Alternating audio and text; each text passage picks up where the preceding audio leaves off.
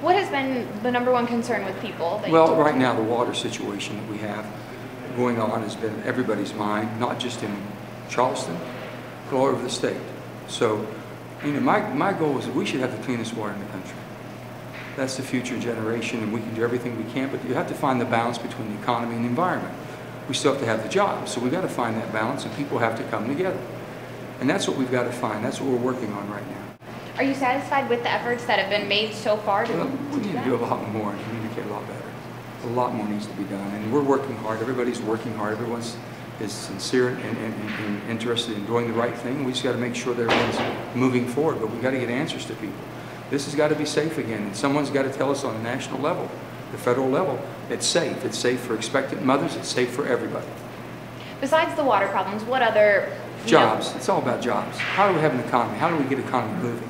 How do we create the good jobs or get opportunity? How do we get the educated workforce? It's all about our economy and our jobs, and you got to make sure the economy and the environment go hand in hand. So what sorts of things are you telling people when they are concerned about jobs? Well, basically, we look at what jobs we have, how we can keep what we have, expand what we can, and what's going to be new with the internet and all the different things that's going on, broadband, high speed, and connecting to the real, to the whole world, basically, because we're a global economy now. So these are all things that we have to play into to make sure that we're able to compete. Have you touched anything on an increase in minimum wage at all? Oh yeah, we talked about. I get their input because we're going to be voting on minimum wage, an extension of unemployment benefits, fixing the financial conditions of this country, making sure people have confidence the government's working with them and for them and not against them. The lack of confidence right now that we have in government is awful.